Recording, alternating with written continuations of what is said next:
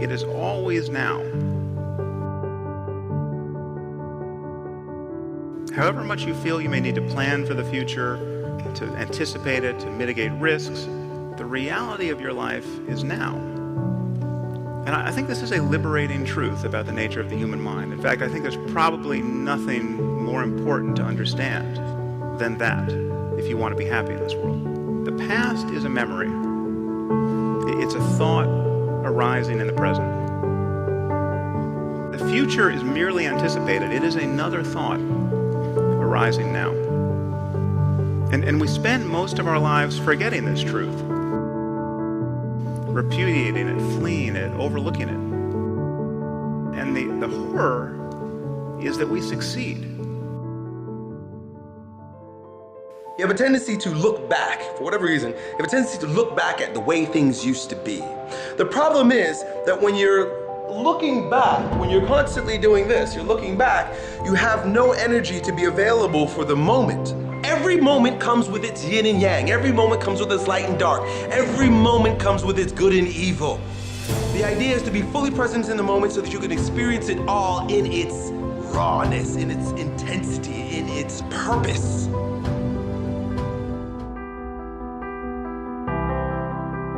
So most people, they wake up in the morning, they come back to their senses. Your brain is a record of the past. It's an artifact.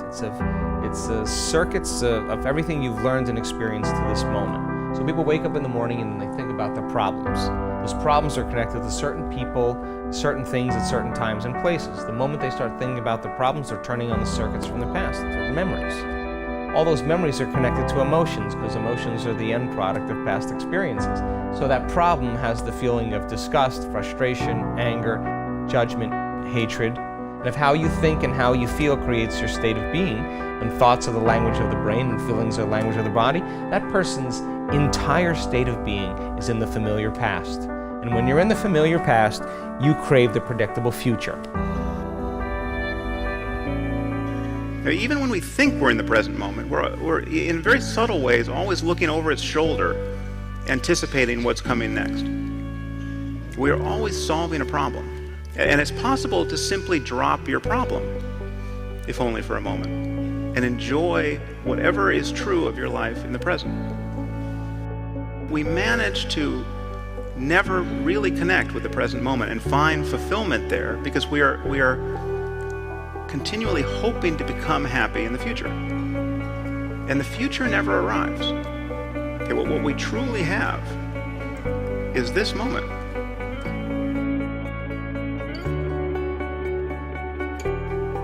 We are dynamic. Life is dynamic. The people in our environment are dynamic. Things are constantly changing. Let go of the desire to control and manipulate, to recreate pasts, or project into the future. Be available so fully for what's happening right now that it has to be brilliant. And each season has its beauty. Each time has its beauty. Each layer of who you become has its beauty. It's only ugly in comparison to something else or some time else.